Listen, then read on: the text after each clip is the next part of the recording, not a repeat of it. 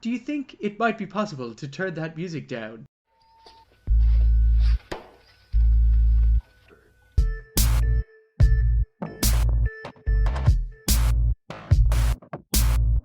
I found it very funny when Mancini's so tired and he goes over to him. He's like, "Ben, yeah, you look okay. You look good." And he just climbs up on his shoulders like a fucking tree. I'm like, what a fucking legend.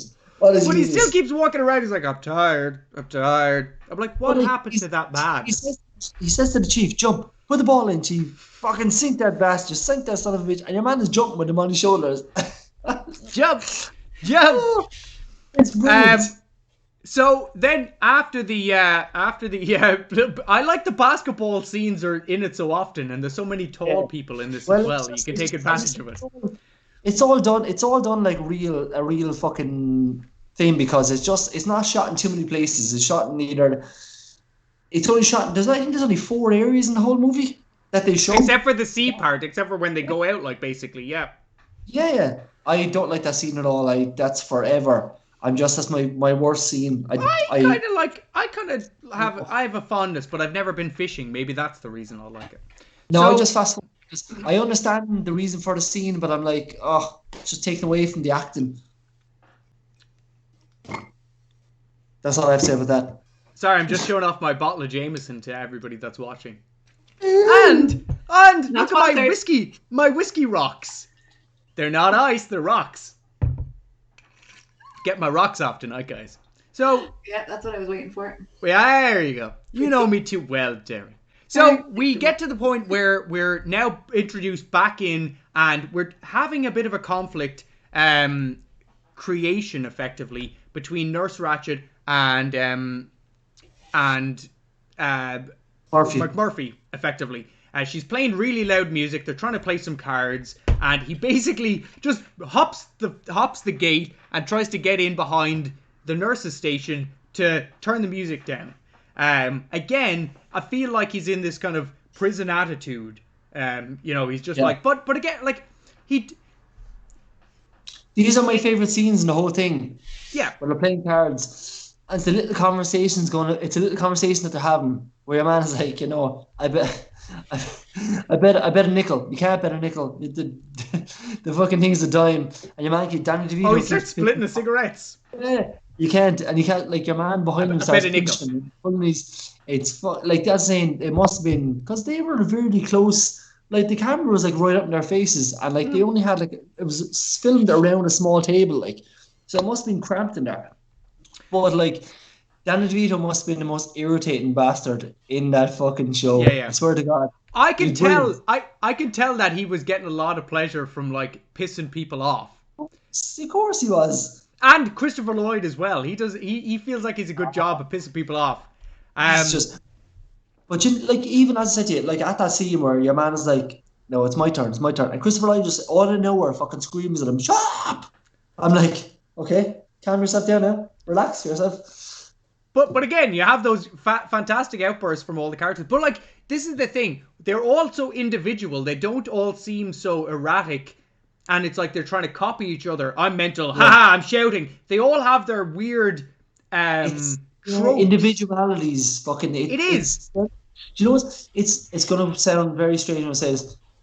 But they're real people. Like these characters are real fucking people. Here's the difference, Darren. And I think maybe this is just my opinion down in my little corner down here, but you know why this film would seem probably very two-dimensional nowadays is because you'd have to have your person with okay, forgetting the fact that it's in a mental institute, but I'm just saying you'd have to have your mental person with autism. You'd have to have here's a disabled person here. Let's look into the most exotic 0.0001% of people with this specific disease or mental aberration and put them in. And that's why they're so two-dimensional. These people actually probably went out of their way personally to research whatever illness they have. It's never even mentioned what illness they have. A lot of it seems very personal, like a personal illness. You can't just stick it in a book and there's no definition.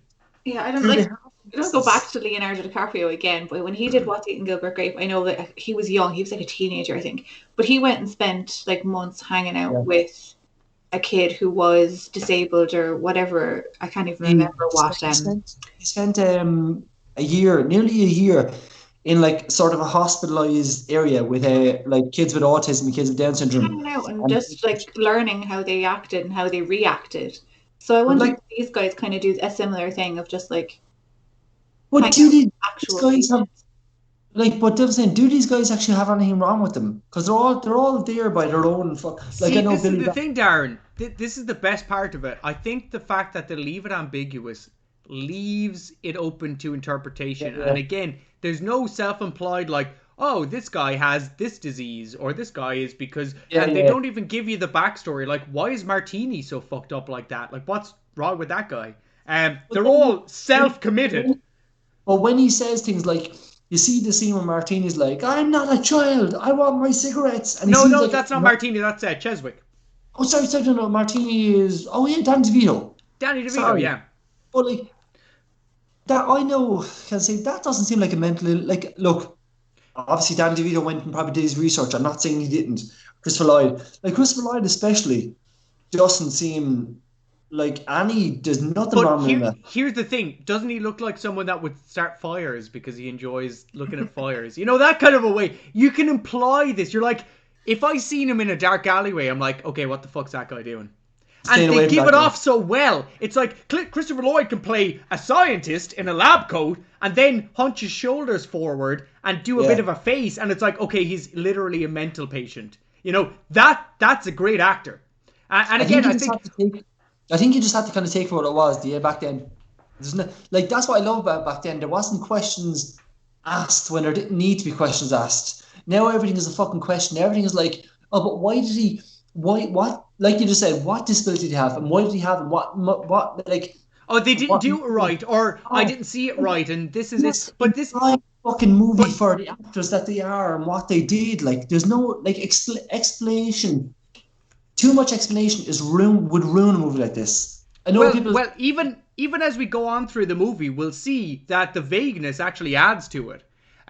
We have the part where it kind of actually turns up that Jack Nicholson is trying to contribute, so he's obviously trying to fit in a little bit, and he goes around to the window and he's like, "Do you think it might be possible to turn that music down?" And I don't think that was in any way an option.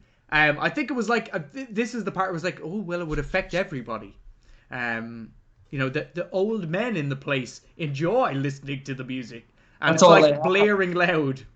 And this is a scene where, again, you see Ratched as like, you know, she's not a villain. She's she's denying him, but she's just being diplomatic, really. She's being fair. She is actually being fair. Well, she's like a little bit, so there's parts where I'm like, she could have gone, okay, like, I'll turn it down a bit, but it's not like she's evil. Like, there's exactly. Like, we'll agree to disagree kind of a thing. I mean, put yourself in her shoes. You're running anything. Say you're any kind of manager.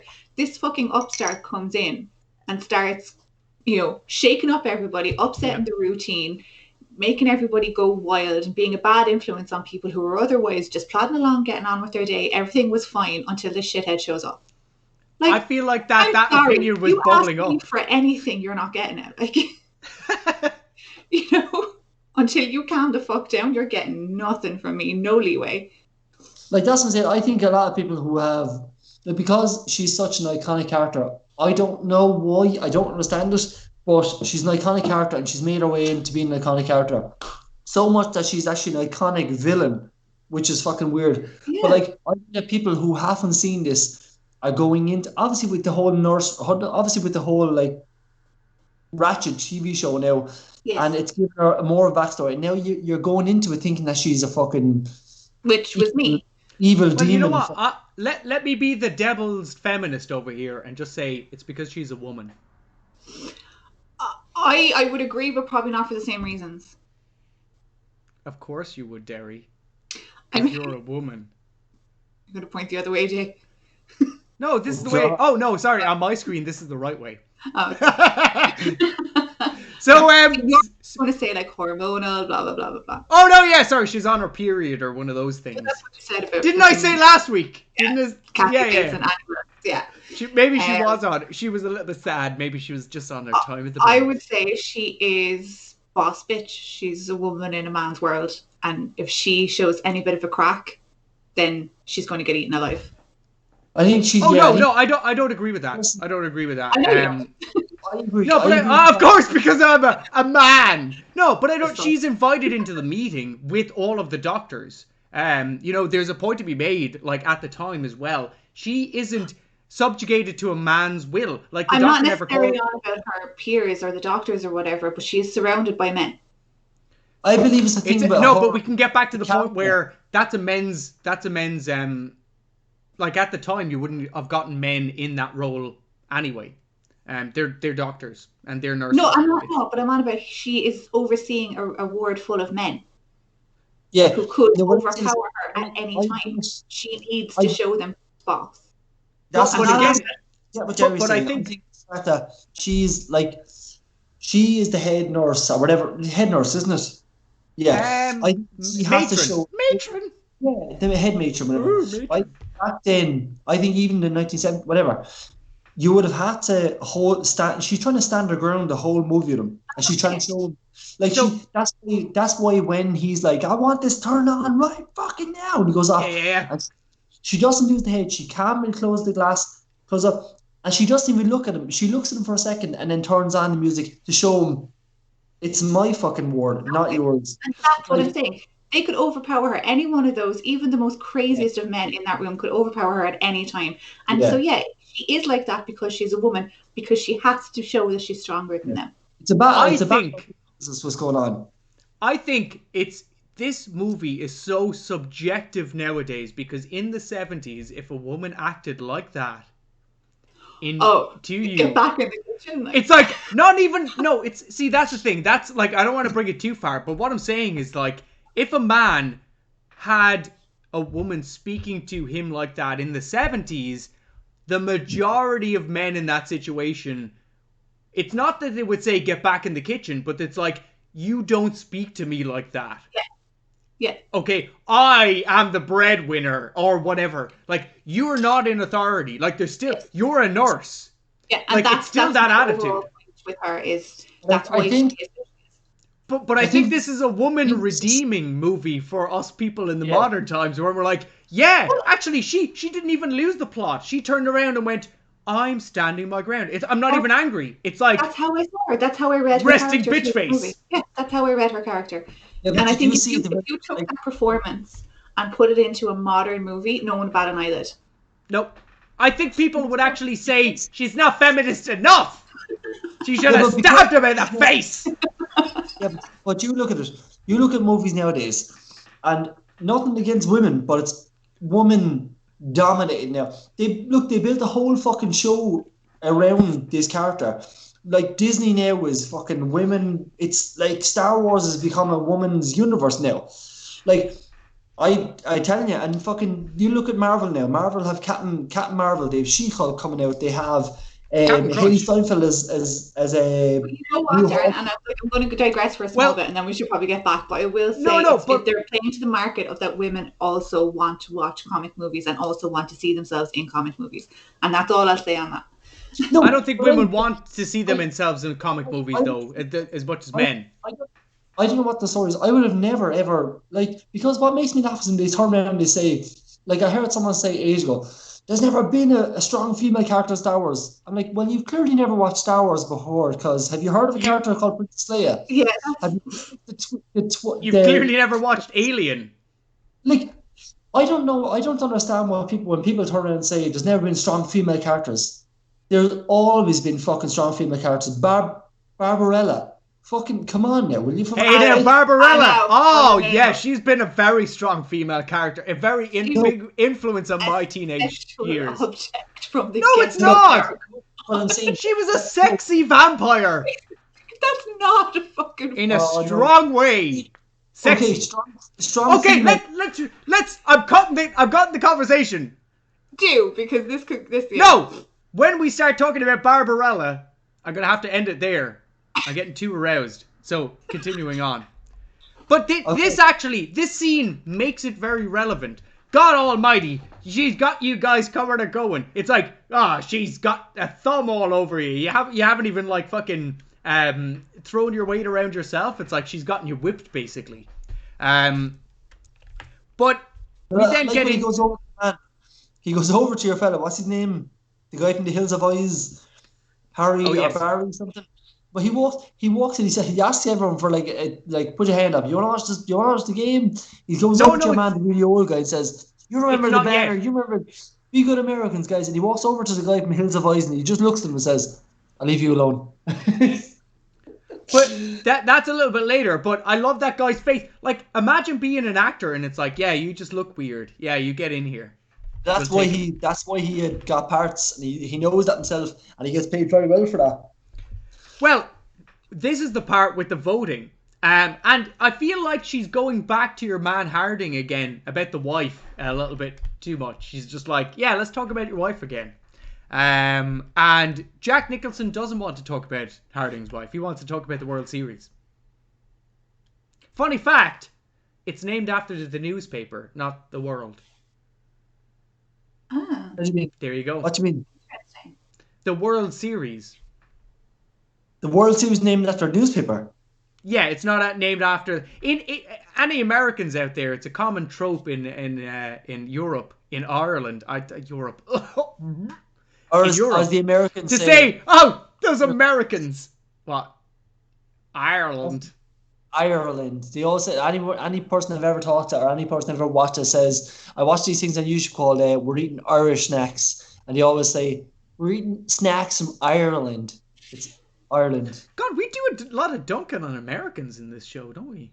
Yes, you do. Sorry, America. Dunkin' Donuts, I like you. But what was I talking about again? Yeah, she I don't know. What movie? World Series, that was it. He's talking about the World Series. It's about a newspaper anyway. Just that's my tidbit, Darren, as the research buddy. Okay, dude. So this is the conflict that I think that is meant to be built up throughout the whole entire film, is the fact that Jack Nicholson actually wants to watch a baseball game and Nurse Ratchet's like, you're in a mental institute and nobody else probably cares about watching a baseball game.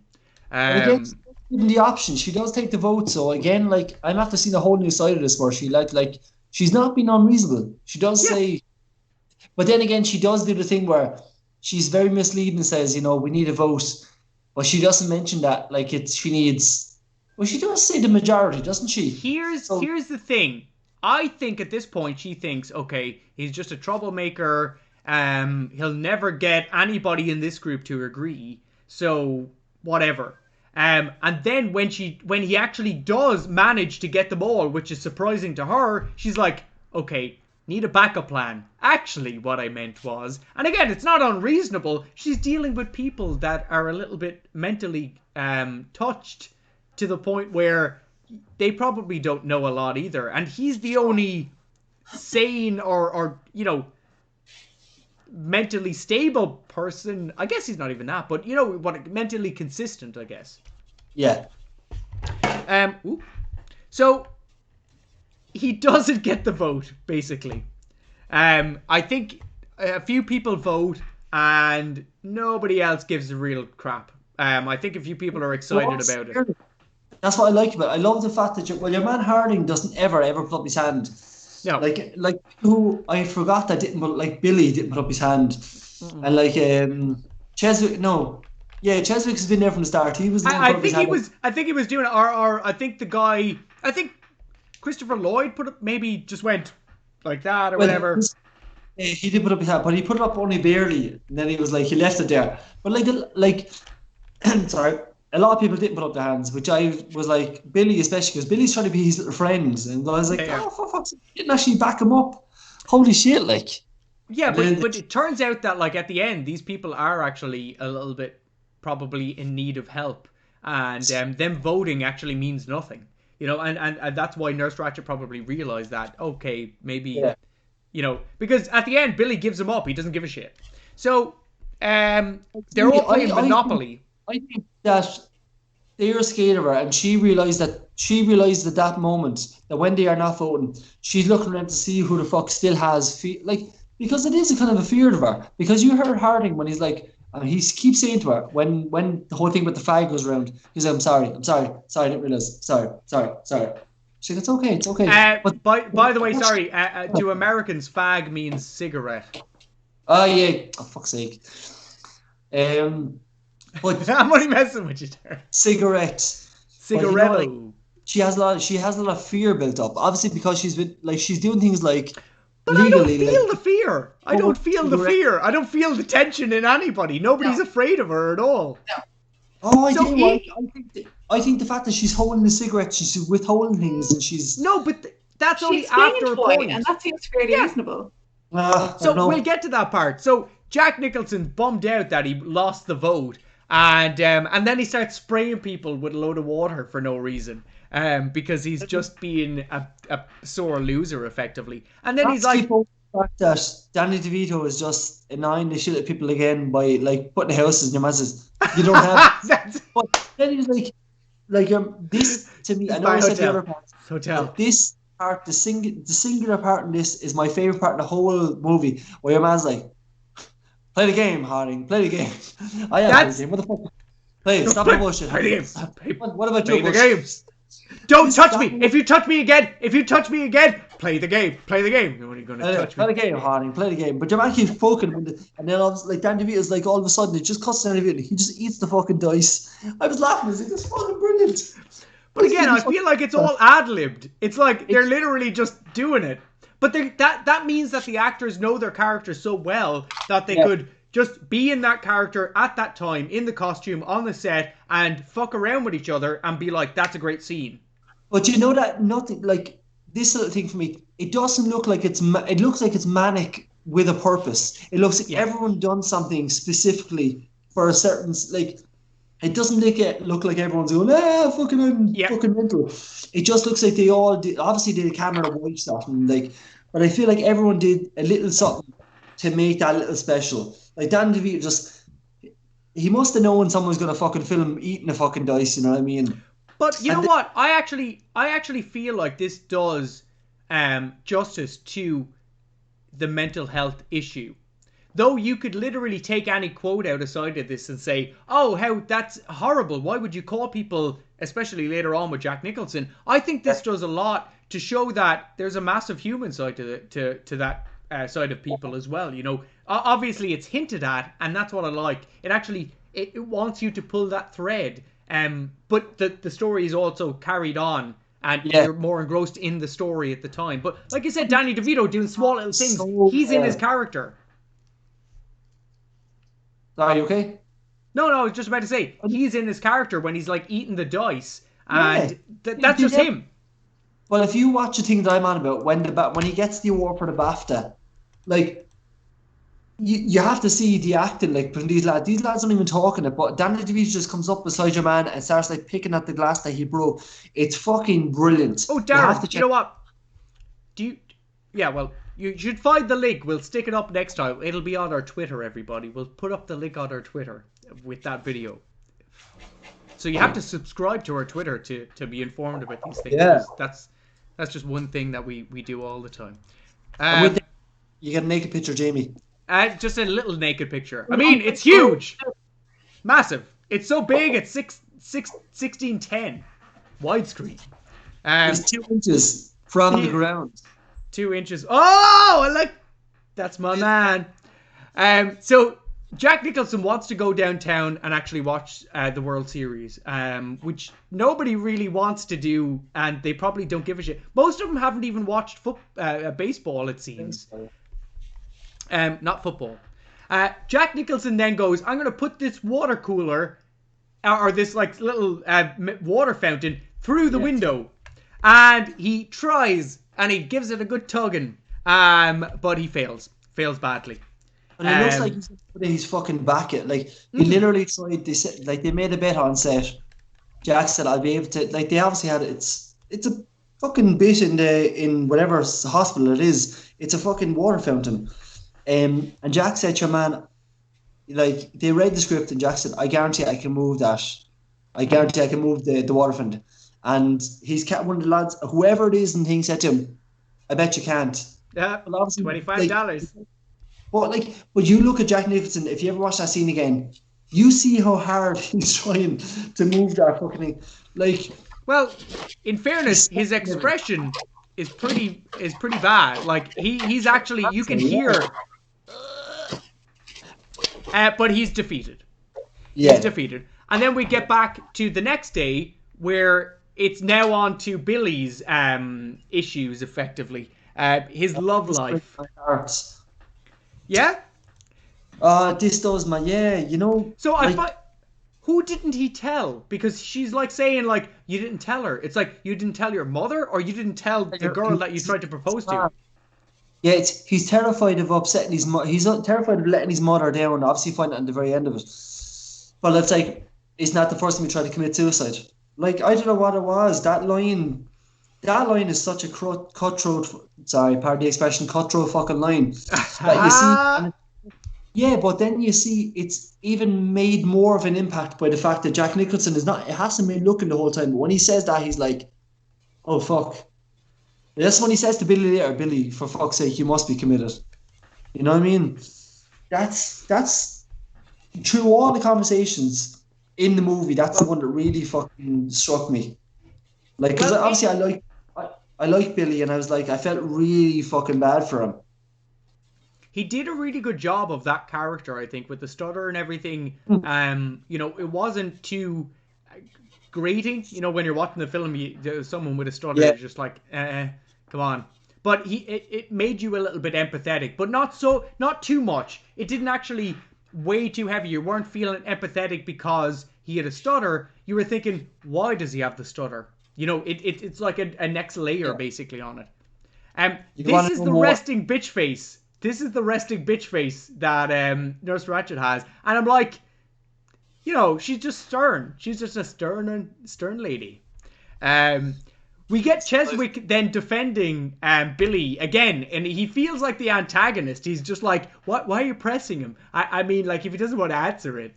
This is the really human part of Cheswick. When like this, what I'm saying to you, he doesn't seem there's anything wrong with him. But he's almost scared to say, he's like, why do you keep pressing him? Can we not just move on to new business? If, you know, this is the part where I'm like, he actually sounds like a normal person. A normal person! Whoop, whoop, whoop! But like, no. I'm triggered, Darren. I'm very triggered right now. He sees that Billy is like, obviously fucking, you know, like uncomfortable talking about it. And he just wants to obviously try to get, like, it's the more human side of Cheswick, you know. I mean, not the. This is the only part where I feel like Nurse Ratched is a bit mean, and this is like the worst part of Miss Ratched. I feel like, again, if they wanted to make me hate her, she should have doubled down here and now. Okay, led me into a false sense of security up until this point. God, yeah. But she was just like, why didn't you tell your mom? Like, you obviously tried to commit suicide. Like, why didn't you let her know about this? Like, why weren't you informing your parents? Why are these bad things to be saying? Why is she a bad woman?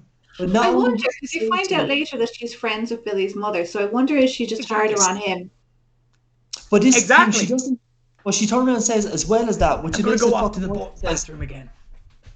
Isn't this the first time you committed suicide? Is this the first time you tried to commit suicide? Like, implying that he's done it before. Yeah. You know what I mean? So she's been she's been a bitch. Like, here she's been like, she shouldn't have said that before. I don't think as a character. I don't know. I'm looking at these meetings and I'm thinking that is the whole point of these meetings, is to open your soul and try and get to the root cause through group therapy. I mean, you're not going to have therapy without talking about the shit that you've been through. So I'm on Ratched's side here. Like, if you're in group therapy, you got to talk about your shit. Like, yeah, but I don't think. I think in group therapy, I don't know if you've ever been to actually like any kind of. Have you ever been to therapy, Derry? Nope. I have. I've been to it. I've done my share.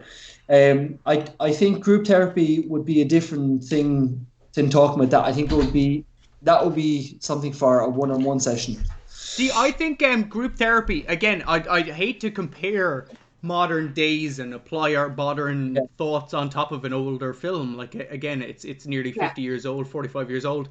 But I feel like that is a common thing back in the 70s, where you're kind of talking about it openly and you're trying to help other people. It's more social, where you wouldn't really do that nowadays because, GDPR and all that bollocks.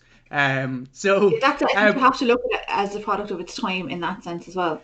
And again, it's not like she's being unfair. She, like Derry said, she is trying to bring out these aspects of people that are uncomfortable, but she's not doing it in a mean way. She's not turned around like I said.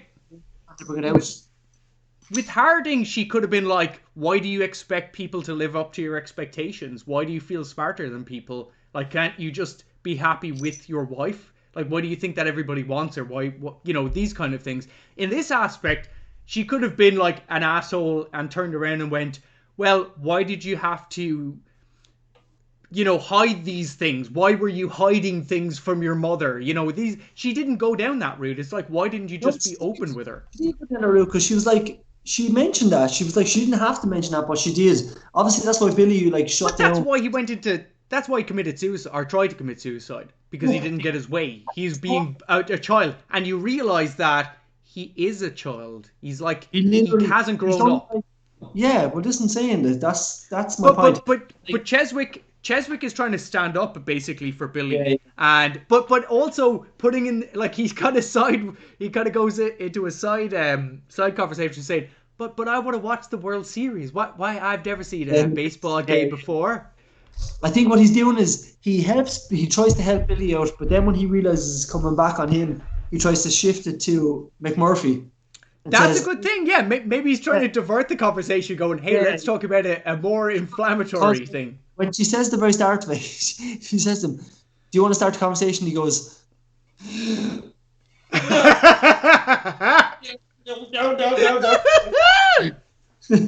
Yes. So we get a second vote. So this is like, also, sorry, the political second here.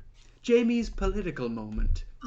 And I wish, I should have set up a whole scene for this where I zoom in on me, like Jerry's moment. I walk over to a chair over there. Jamie's political moment. So this is why democracy doesn't work. I'm just saying, if you can influence people that easily by just looking at them, I was just thinking, like, this is that's the state of politics nowadays. You're just running around a mental institution trying to make people raise their hands. Well, anyway, or you could look at it the other way and go, if you're that influenced by things, you should be in a mental institute. Oh, Derry's political moment. Oh, so McMurphy starts running around, and this is the guy that looks like he definitely murdered his family. He put a bullet in their brain and then ran and just sat on the porch. Did you ever see that Cops episode?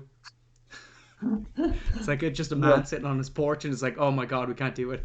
So we get back to the man that's tired. I love this guy. He's like, what do you say, pal? I'm tired. I'm just so tired. He's like, raise your hand.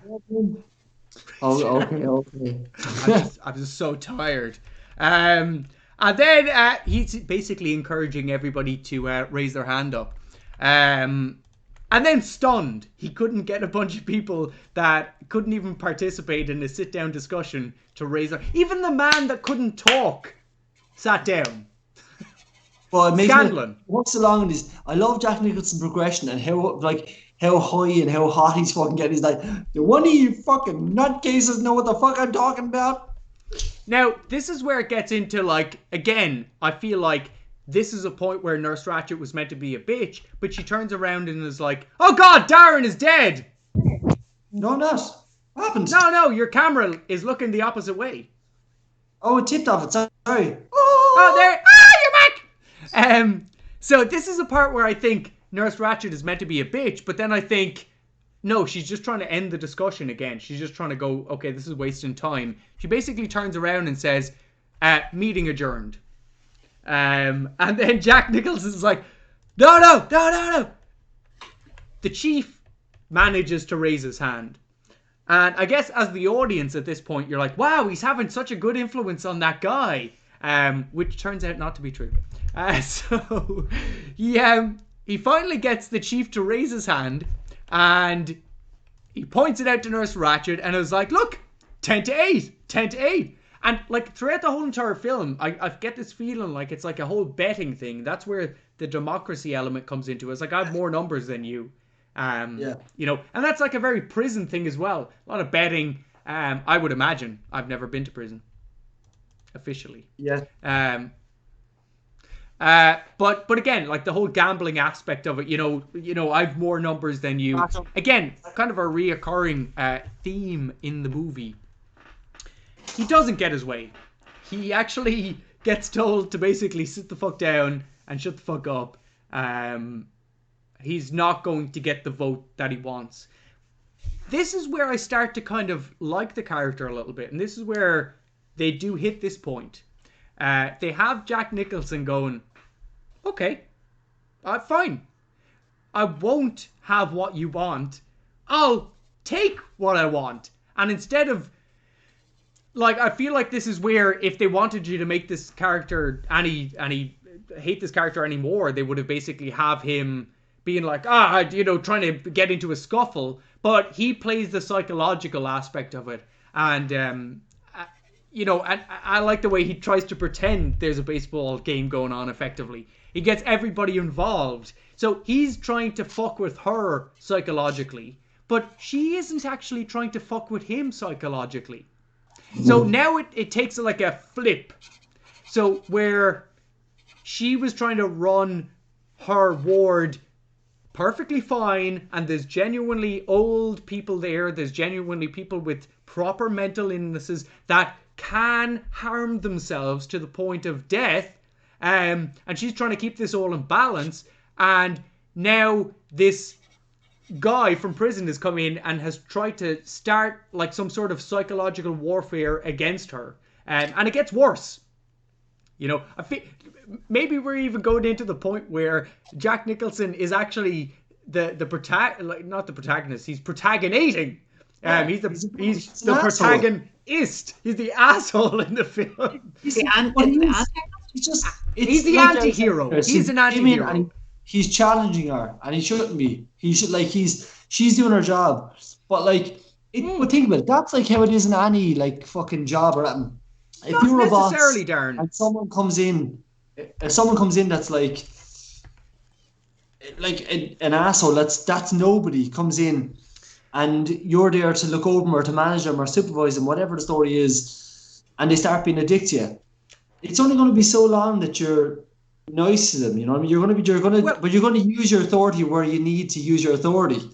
You know what I mean? So she's not being like unreasonable, obviously, as I said, till the end of it. But she has her little things that she does, like when she's pressing certain people, where she's using her power a little too much, but never too much. Not too, but sense. Again, like what is she actually doing? Like stopping there being like she knows gambling is clearly happening in the place at this point. Like what she wants, the only person in the whole entire place that wants to watch the World Series is Jack Nicholson. And she's not being unreasonable and saying, look, there's some old people here. She should be ramping up the mental abuse at this point. Again, in the film, we're probably about 40 minutes in, an hour in, maybe. But we're not getting it. But Jack Nicholson, it's not like he's trying to make... But this is where maybe I say more anti-hero than anything else. Yeah. It's not like he's trying to make her job harder. It's just that he wants an easy life and she is trying to do her job, and it's like a butting of heads. But doesn't he say that though? He says to the lads, give me a week, 1 week. Who wants to take a bottle? I put a bug up her ass. So he's doing it because he doesn't realize that, you know, she has control over her.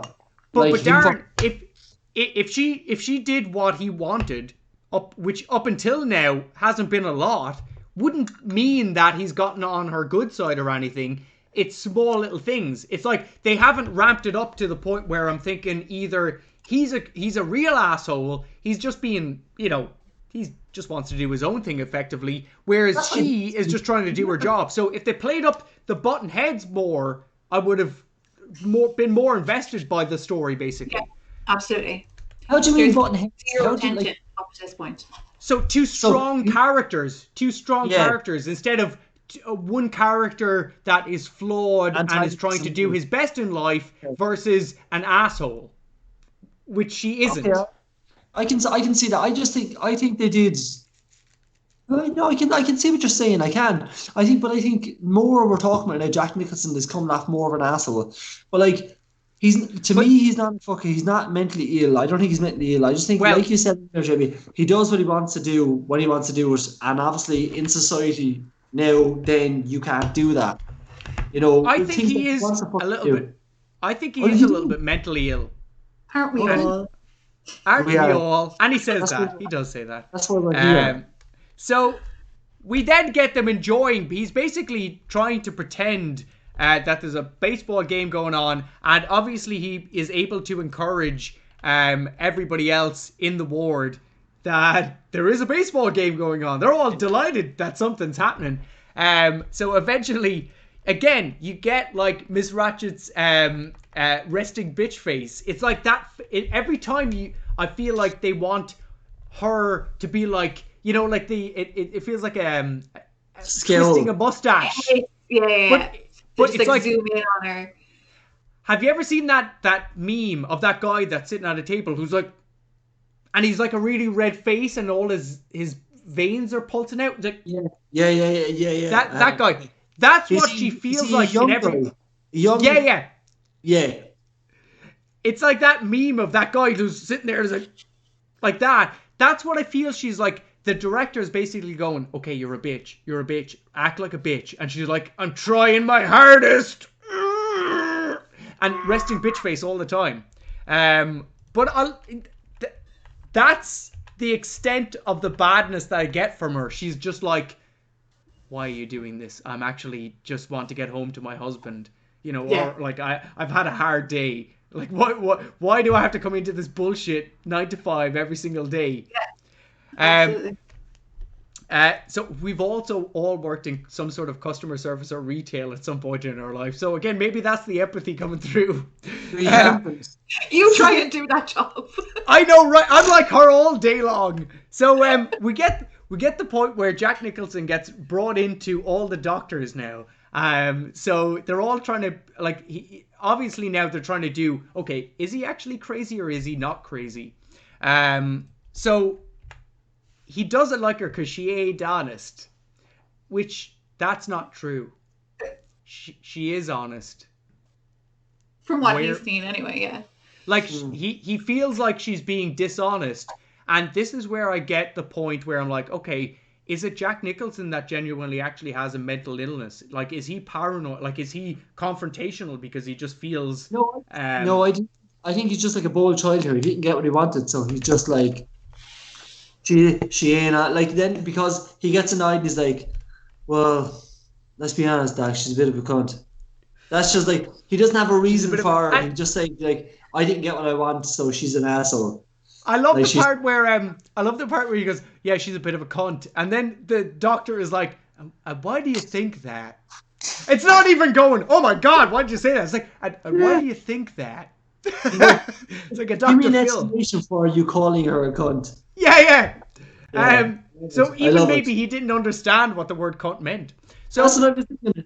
When I heard him say that, because when Jack Nicholson, I had forgotten most of these, and I watched it 3 times this week. But the first time I watched it, when your man said he's a bit of a cunt, and I had to rewind it because when the doctor said to him, "What do you mean by that?" Yeah, it's like, what the fuck do you want to explain by that? So we get to the point where the doctors are basically trying to suss him out to see if he is what he is. Yeah, and one of the doctors asks him, have you ever heard the saying, a rolling stone gathers no moss? Gathers any moss. And then he goes, yeah, it's the same as don't wash your dirty wet underwear in public. Which is like, I have no idea what that means. It's some sort of a saying.